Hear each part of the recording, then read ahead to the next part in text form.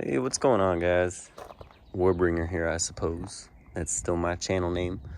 Just picked up this Ford Maverick, got 1,000 kilometers on it, and now I was going to give it a review with no script. I'm just gonna be winging it. It's a terrible idea, but it's genuine.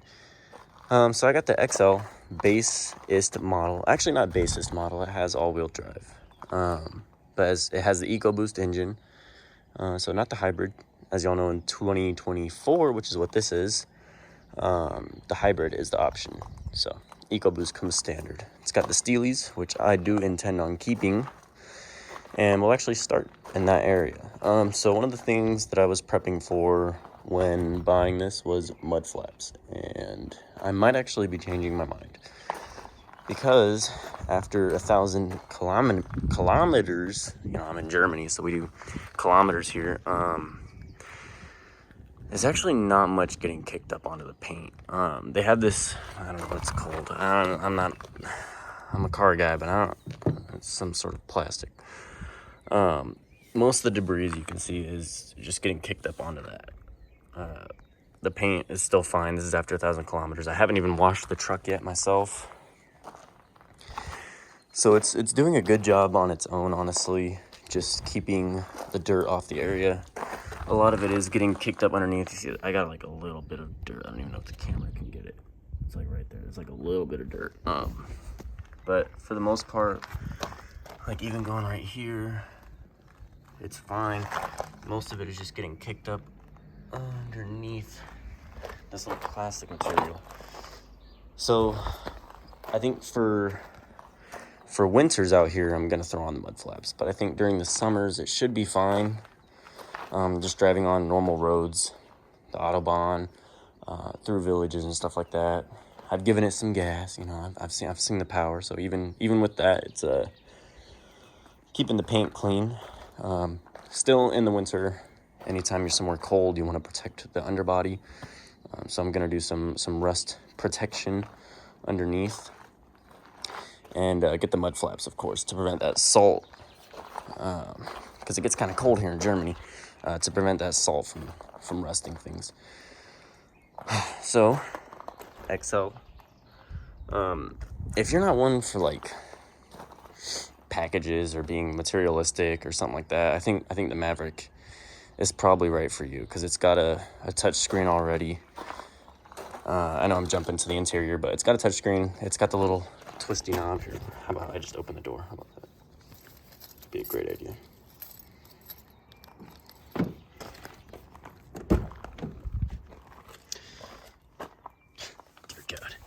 It's got the little twisty knob, so that's pretty cool.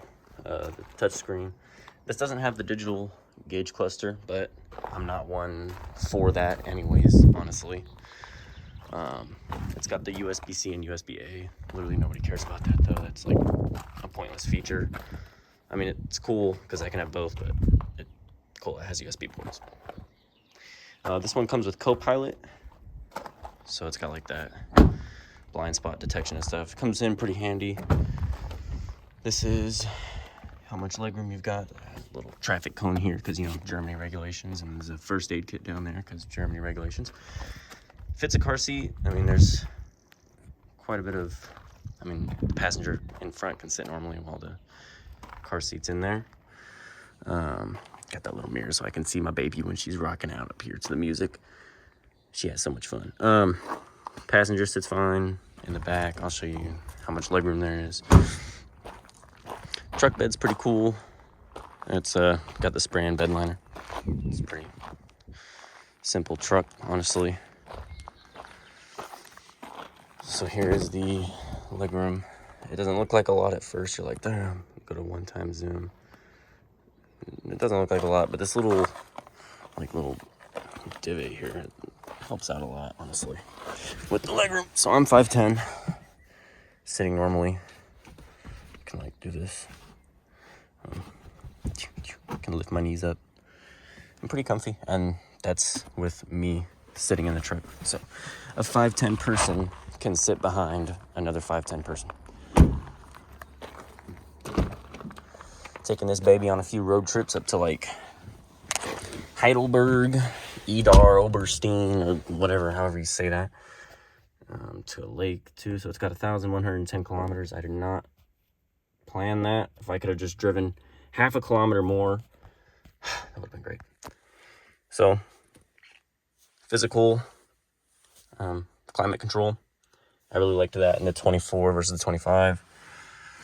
It's a simple truck, honestly. It's got, the XL has all the buttons, so if you're one that likes buttons on your steering wheel, it says plenty.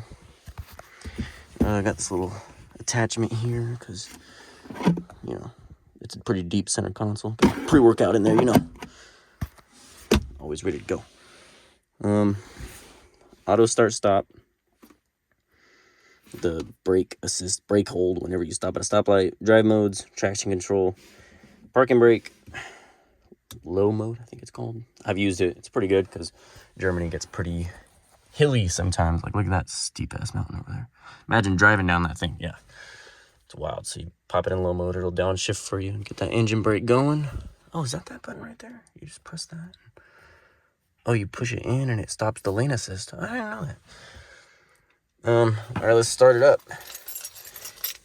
And as you know, with the Maverick, when you start it up, it makes noise because I have the Ecoboost. So hybrid reviews be like, there's no sound. Oh my god, because it's a hybrid.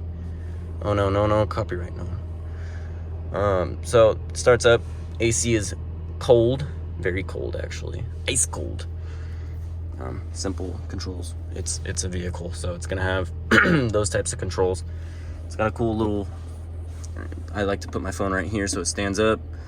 This is not a wireless charger in the XL. I do not care about that because look at, I have chargers.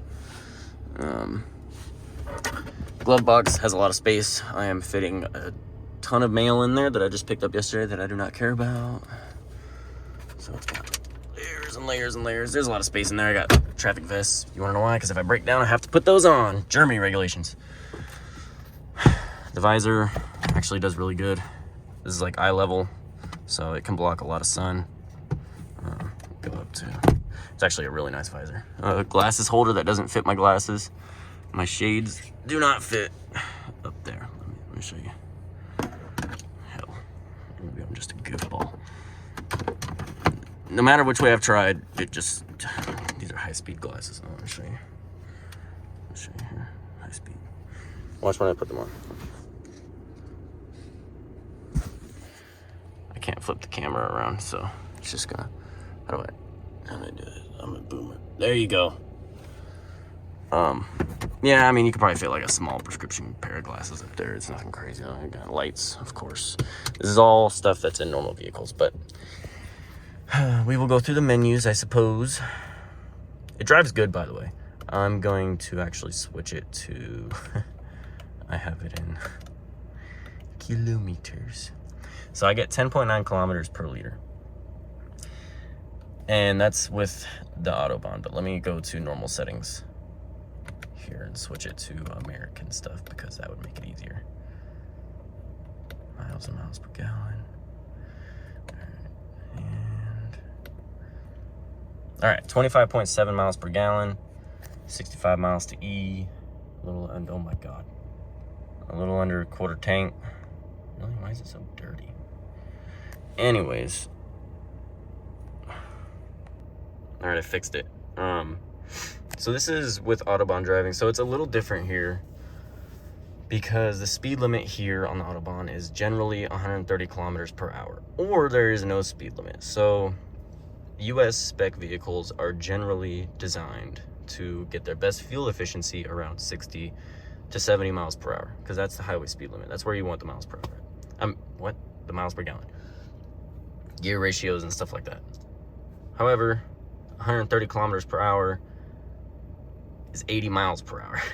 So if I'm doing the speed limit here, I'm already at 80 miles per hour. Super cool, but if I go up to 145 kilometers per hour, if I want to be in a rush, I'm at like 190 miles per, I'm at 90 miles per hour. So I'm not getting the best fuel efficiency. It's actually one of the reasons that I got the Ecoboost over the hybrid because it wasn't the hybrid wasn't really going to be able to do what it likes to do. Like, I think honestly for Germany specific, the Ecoboost probably outdoes the hybrid on the highway, if I had to guess, because I'm doing high miles per hour and I'm getting 26 miles per gallon. The hybrid probably could pull it off. I mean, maybe, I don't know. But I know for cities, hybrid's really good. I don't even think at 80 and 90 miles per hour that electric motor is even going to turn on at all. Like, I think it's going to be all gas at that point. So just for that reason, I mean, I didn't see it being worth it to get the hybrid, especially as a package. I didn't think it. I think honestly here in Germany, the hybrid and the EcoBoost probably even out between driving in the city and then driving on the highway. It's such a big difference compared to, I mean, you're driving 65 in the States, you're driving 90 here in Germany. It's like, it's a 25 mile an hour difference. I don't think the hybrid really keeps up. I mean, I don't even know if I want to drive the hybrid at 90 miles per hour. I don't even know. Like, that would just doesn't sound right. It doesn't have gears like I don't know. So that's kind of the reason why I preferred the EcoBoost anyways. Saved me some money. I think I got this one a little under 30 grand. I have the window and sticker in here. I got like a $2,000 dealer discount, which kind of helped with all of the shipping costs. It had a few little extra shipping costs. So sticker price on this was $28,700. It had total options $3,300. So the all-wheel drive was $2,200, and the co-pilot was $650, and the spray and bed liner was $495. I want to say in the 25, although the 25 is more expensive, I could have gotten a 25. I think it was like the same thing for like only like $800 more. But I think the co-pilot is included in the 25. So I mean, if you like the digital stuff, it's not that much more expensive to actually go out and get a 25 if you prefer it. The only reason I chose white, I was gonna get a cactus gray. Only reason I chose white is because it gave me an extra $500 off, and I didn't feel like the cactus gray was worth $500 extra. I'm like that. I don't know. I like white. So that's the sticker price for this one. It's got pretty good safety ratings, I think. I mean, 2025, or it's 2024 model. I mean, I'm pretty sure it's going to be safe. Better than a smart car. Yeah, I'm not going to make this video extremely long for no reason. The interior looks cool. Another cool bonus for me that I like, I don't really like the orange in the XLT. Personally, I felt like the XL was the best deal out of everything because it's a plain interior. There's nothing crazy about it, which I prefer. It's got like a cool little blue tint though, so this isn't like black. This is like a blue tint. It's got this cool little gray design. I don't know, stuff that I don't look at when I'm driving.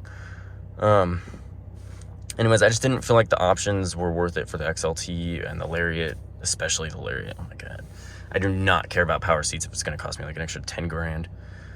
Yeah, I figured I'd keep it as base as possible because even though the XLT wheels are cool and stuff, it is nice having the Steelies. I don't really worry about if I had to in these small German roads. Like, if I had to go over a curb or something, I'm not like, oh my god, am I going to get like curb rash or something? I do not care. It is Steelies. I do not care. Whatever. And if I wanted to get my own wheels, eventually, probably either way, I'd want to get my own wheels. Like if I wanted to get off-roading tires or something, I'd be like, shit, I need different wheels for this. So I don't mind. Just keep it base as possible, and I'll do the modifications. That's right. I do have a bed cover on the way, though, a soft bed cover. So let me know if y'all want to see. It's going to be a rough country soft bed cover. I don't know. If y'all want to see that, let me know. I'll get it installed and then show y'all how it works. I will record, if y'all want that, I will record like high speeds, like going 80, 90 on the Autobahn if it's flapping and stuff, because I know it's a big concern for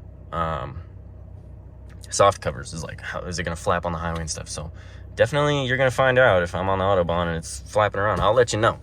But other than that, that's about it.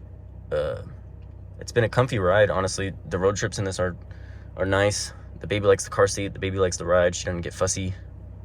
Wife doesn't mind sitting in the back on road trips, so it's comfy enough back there, especially she's like 5'4", so it's fine for her, you know. And this is also, I will add, this 25.7 miles per gallon is with a full truck. Like, I bring my friend and his wife, so my wife, that's 5 people. So every seat's used, and I'm still getting about 26 miles per gallon. Can't complain. I can't complain. It costs about, here in Germany, it costs about like $65 to fill it up. On base though, not, so off base it would probably cost a lot more. But on base it's about 65. It's about $4 a gallon or something like that. Or it's like 1.4 something. They do it by liter. It's like 1.18 per liter. So yeah, but that's about it. It has Apple CarPlay. Cool. Every car does. This little cubby here, I don't know what to do with it. I'm probably gonna put like a phone holder here for absolutely no reason. But yeah, appreciate you watching. Hope this helped your decision. Alrighty.